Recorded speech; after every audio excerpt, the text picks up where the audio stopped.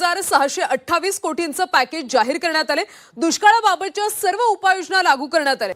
त्यामुळे शेतकऱ्यांचं नुकसान झालं आणि म्हणून आम्ही म्हटलं ही पद्धत नको, जुनी पद्धत बरोबर आहे, कारण पीक कापणी प्रयोगामुळे 100% पैसे मिळतात आणि म्हणून आम्ही त्या पद्धतीकडे परत गेलेलो आहोत आणि त्या पद्धतीने विमा आम्ही देतो। नमस्कार शेतकरी मित्रांनो, आजचा दिवस तुमच्यासाठी खऱ्या अर्थाने आनंदाची गुढी घेऊन आलेला आहे असं म्हणायला हरकत नाही, कारण महाराष्ट्र राज्यातील माझ्या तमाम शेतकरी बांधवांसाठी सरकारकडून एक खूप मोठी आणि दिलासादायक बातमी हाती आलेली आहे। तर मित्रांनो, बऱ्याच दिवसांपासून तुमच्या मनात एकच प्रश्न होता आणि तो म्हणजे आपला पीक विमा नक्की कधी मिळणार। तुम्ही अक्षरशः डोळ्यात तेल घालून ज्या दिवसाची वाट बघत होते तो सुवर्णक्षण आता जवळ आलेला आहे। आपल्या राज्याचे लाडके मुख्यमंत्री म्हणजे सर्वांचे लाडके देवाभाऊ यांनी शेतकऱ्यांच्या हिताचा एक मोठा निर्णय घेतलेला असून पीक विम्याचा रखडलेला निधी अखेर मंजूर करण्यात आला आहे। आता बघा, हा नुसता निर्णय झालेला नाही तर प्रशासकीय पातळीवरची सगळी तयारीसुद्धा पूर्ण झालेली आहे। आता विशेष म्हणजे पुढच्या अवघ्या काही तासांमध्येच हा विमा थेट तुमच्या बँक खात्यामध्ये जमा व्हायला सुरुवातसुद्धा होणार आहे। आता तुम्हाला आठवत असेल, गेल्या कित्येक दिवसांपासून आपण ऐकत होतो की पीक विमा आज येईल, उद्या येईल, पण प्रत्यक्षात शेतकऱ्यांच्या पदरात काहीच पडत नव्हतं। मात्र आता सरकारकडून केवळ घोषणा झाली नाही तर थेट लाभार्थ्यांची यादीच प्रसिद्ध करण्यात आलेली आहे। याचाच अर्थ असा की आता तुमच्या संयमाचं फळ तुम्हाला मिळणार आहे। जणू काही माझ्या शेतकरी राजाला विम्याच्या रूपाने एक मोठी लॉटरीच लागली आहे असं चित्र सध्या पाहायला मिळतंय। ज्या ज्या जिल्ह्यांमध्ये पीक विम्याचा प्रश्न गंभीर होता तिथे आता आनंदाचं वातावरण आहे। सरकारने अधिकृतपणे जाहीर केलेलं असून आता निधी वितरणाची प्रक्रिया वेगवान झाली आहे।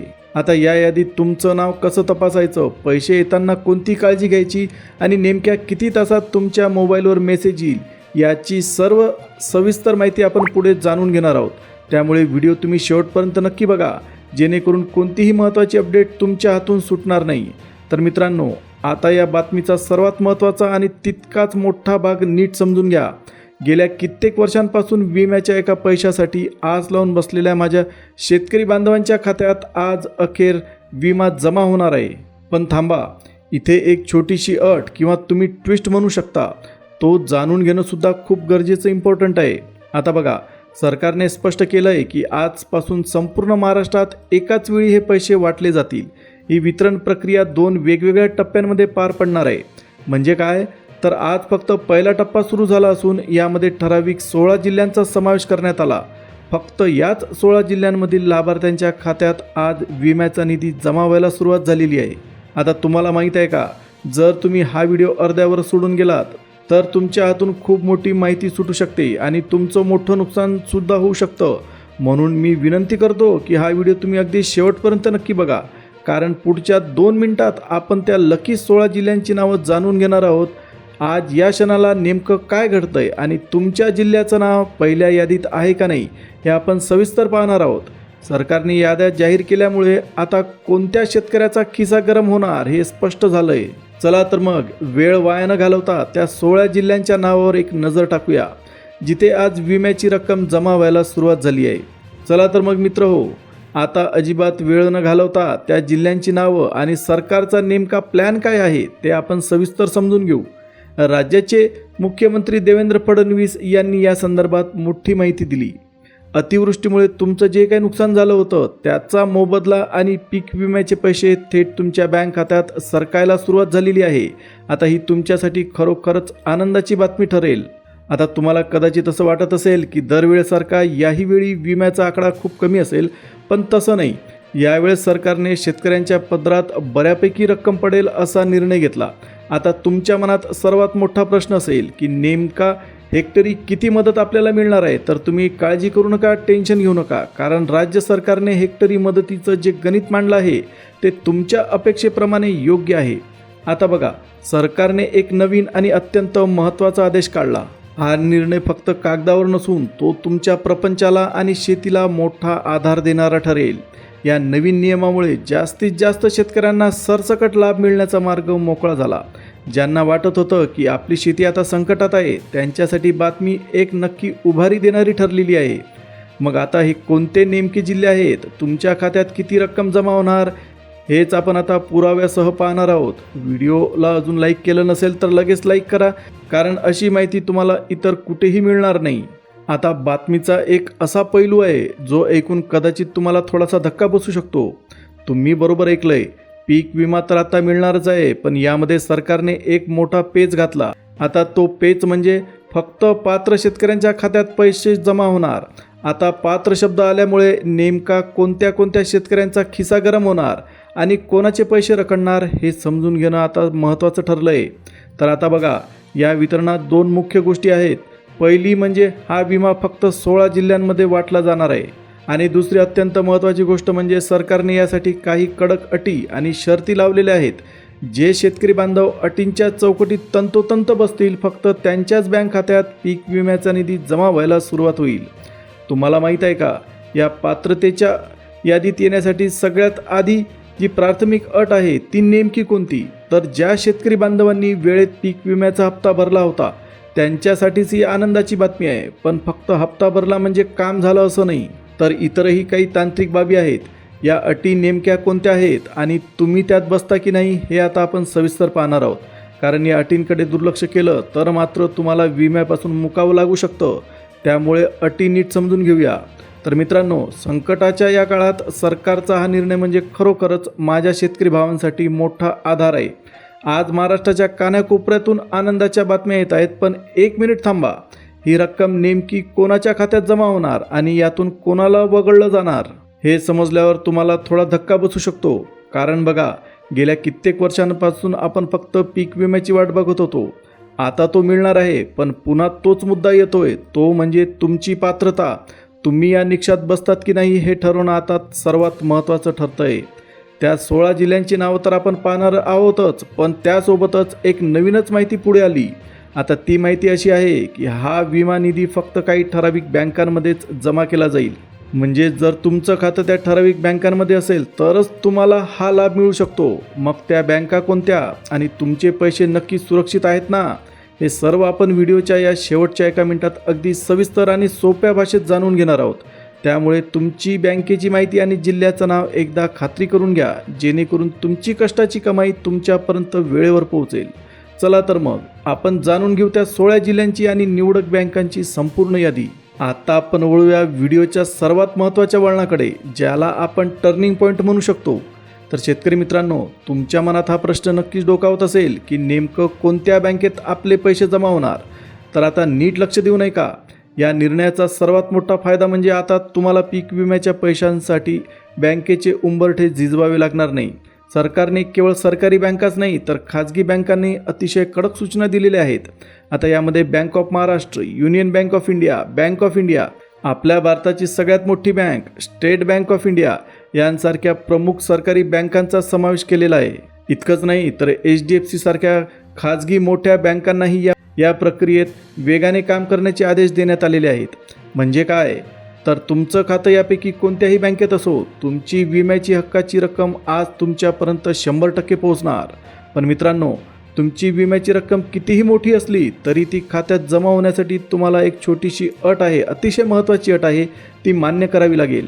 आता ती अट पूर्ण केल्याशिवाय तुमचे पैसे अडकू शकतात. आता ती अट नेमकी काय आहे हेच आपण पुढच्या काही सेकंदात पाहणार आहोत. तर आता मित्रांनो, ज्या क्षणाची तुम्ही आतुरतेने वाट बघत होता तो क्षण आता अखेर आला.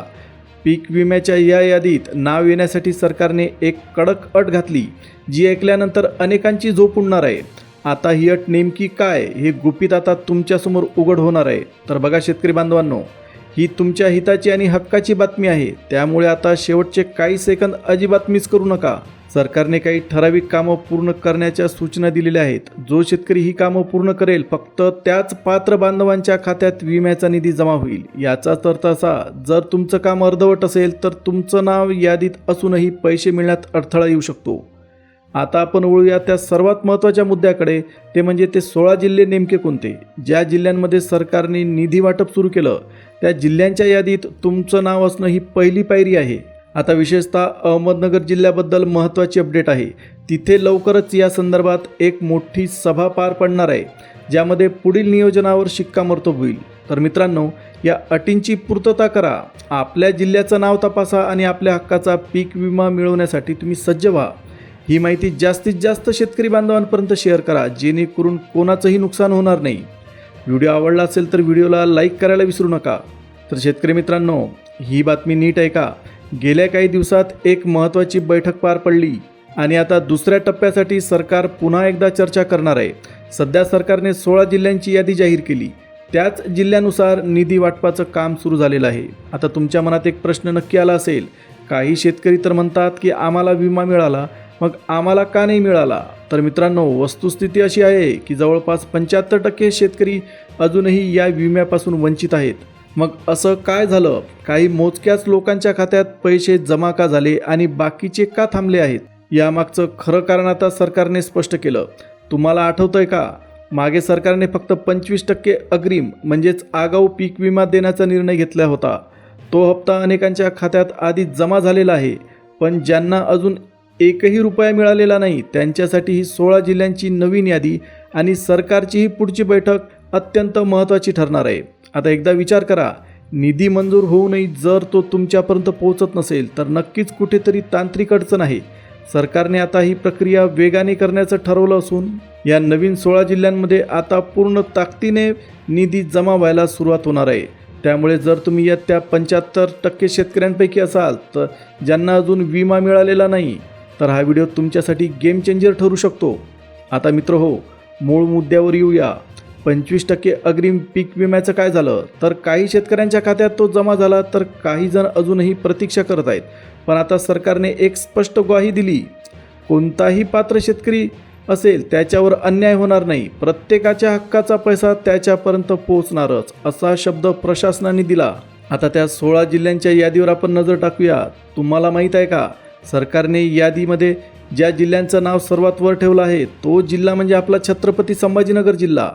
छत्रपती संभाजीनगरच्या जिल्हा प्रशासकीय स्तरावर सर्व प्रक्रिया पूर्ण झाली असून आता फक्त प्रत्यक्ष निधी वितरणाचं बटन दाबणं बाकी आहे. म्हणजेच संभाजीनगरच्या शेतकरी बांधवांनी अलर्ट राहायला पाहिजे. केव्हाही मेसेज त्यांच्या मोबाईलवर येऊ शकतो.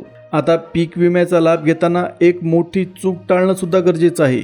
जर तुमचे कागदपत्र वेळेवर अपडेट नसतील किंवा बँकेशी संबंधित काही तांत्रिक त्रुटी असतील तर तुमचा हक्काचा पैसा पुन्हा विमा कंपनीकडे परत जाऊ शकतो. म्हणूनच मी विनंती करतो की आपलं नाव यादीत आहे का नाही हे शोधण्यासोबतच आपले कागदपत्र एकदा नीट तपासून घ्या.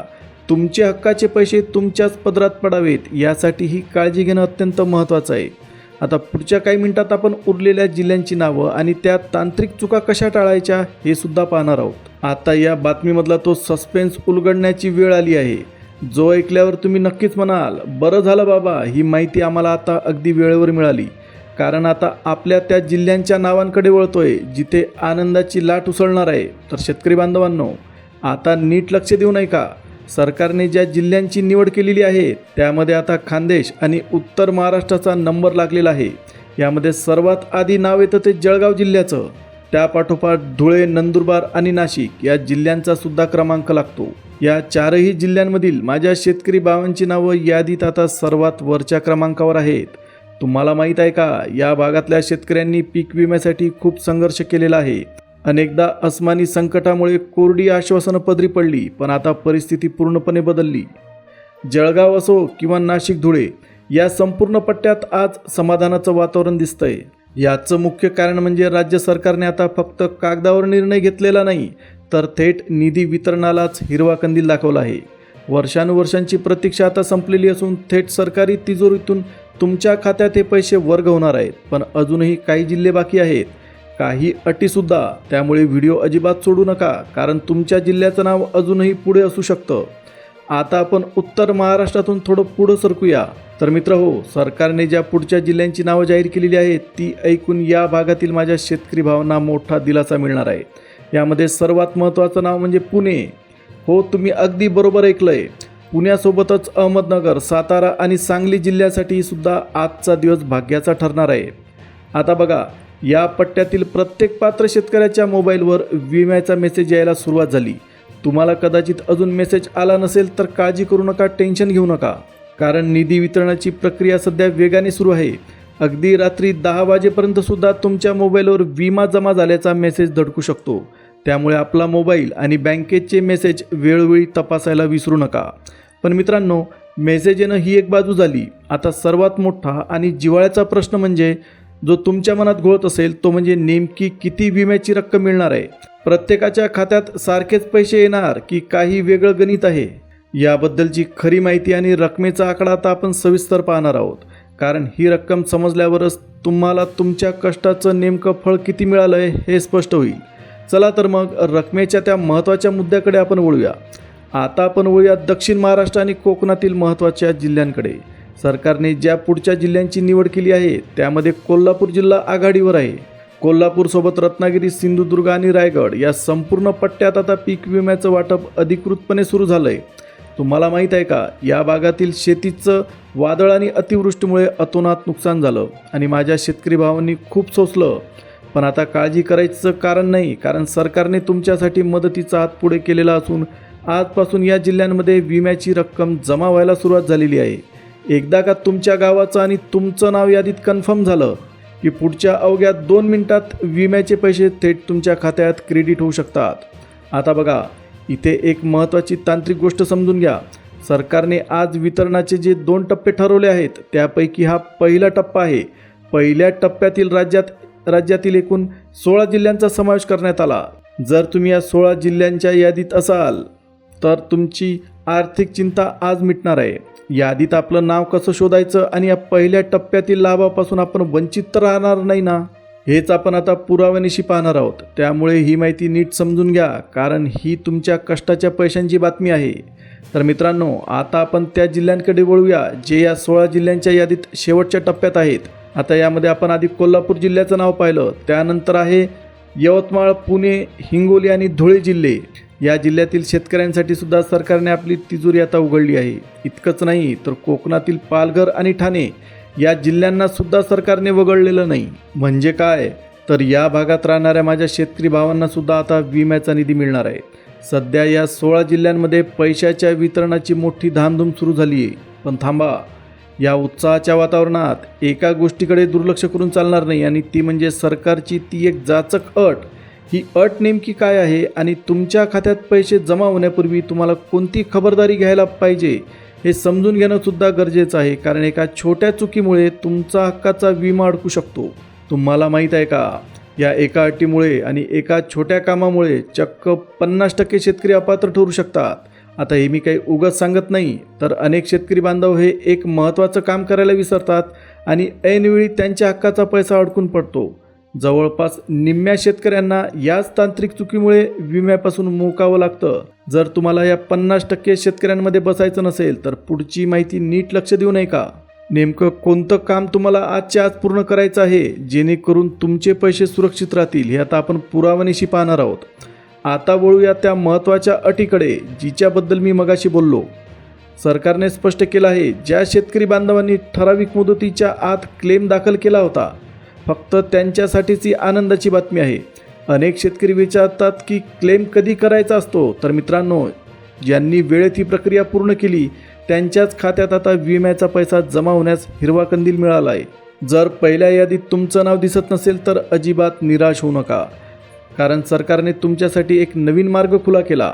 आता तुम्ही बरोबर ऐकलंय, ज्या शेतकरी बांधवांचे नाव पहिल्या 16 जिल्ह्यांच्या यादीत नाही त्यांच्यासाठी पुढच्या आठवड्यात पुन्हा एकदा आनंदाची बातमी येणार आहे. पुढच्या 7 दिवसात म्हणजेच एका आठवड्याच्या आत दुसरी यादी प्रसिद्ध होणार आहे. सरकारकडून मिळालेल्या पक्क्या माहितीनुसार या दुसऱ्या टप्प्यात उर्वरित 20 जिल्ह्यांमधील निधी वितरणाचं काम हाती घेतलं जाईल. आता तुम्हाला माहीत आहे का, सरकारने या दुसऱ्या टप्प्यासाठीची अधिकृत लिंक आणि नवीन यादी प्रसिद्ध करण्याची तयारी पूर्ण केली. थोड्याच वेळात ही लिंक जाहीर केली जाईल. जशी ही यादी येईल आणि दुसऱ्या टप्प्याचं काम सुरू होईल तसं सर्वात आधी आपल्या चॅनलच्या माध्यमातून मी तुम्हाला लाईव्ह माहिती देईन. यामागचं कारण असं आहे की प्रशासकीय पातळीवर सध्या या 2 अटींची काटेकोर तपासणी सुरू आहे. जर तुम्ही या अटी पूर्ण केल्या नाहीत तर मात्र हक्काचा विमा मिळण्यात तुम्हाला मोठी अडचण येऊ शकते. म्हणूनच मी वारंवार सांगतोय, ही माहिती तुमच्या फायद्याची आहे. आता आपण पाहूया की नेमक्या त्या कोणत्या 2 अटी आहेत ज्या सरकारने या नव्या निर्णयामध्ये बंधनकारक केल्या. ज्या 2 अटींबद्दल आपण बोलत होतो त्या नीट समजून घ्या, कारण या अटी पूर्ण केल्याशिवाय सरकारचं कितीही चांगलं धोरण असलं तरीसुद्धा तुमच्या खात्यात 1 रुपयासुद्धा येणार नाही. पहिली आणि सर्वात महत्त्वाची अट म्हणजे तुमचं फार्मर ID कार्ड. जर तुमच्याकडे अधिकृत फार्मर ID नसेल तर विम्याचा पैसा तुमच्या खात्यापर्यंत पोहोचण्यात मोठी तांत्रिक अडचण येऊ शकते. त्यामुळे हा ID तुमच्याकडे असल्याची खात्री आत्ताच करून घ्या. आता दुसरी तितकीच अनिवार्य अट म्हणजे तुमची eKYC. आजच्या काळात कोणत्याही सरकारी योजनेचा लाभ घेण्यासाठी KYC असणं हे जणू नियमच बनलं आहे. जर तुमचं KYC अपूर्ण असेल तर महाराष्ट्र सरकारच्या माध्यमातून कितीही मोठा निधी मंजूर झाला तरी तो तुमच्या बँक खात्यात क्रेडिट होणार नाही. म्हणूनच ही 2 कामं तुम्ही तातडीने पूर्ण करा, जेणेकरून तुम्हाला पीक विम्यापासून मुकावं लागणार नाही. तर शेतकरी बांधवांनो, ही होती आजची अत्यंत मोलाची आणि ताजी अपडेट. महाराष्ट्र सरकारने घेतलेला हा निर्णय खरोखरच कौतुकास्पद आहे.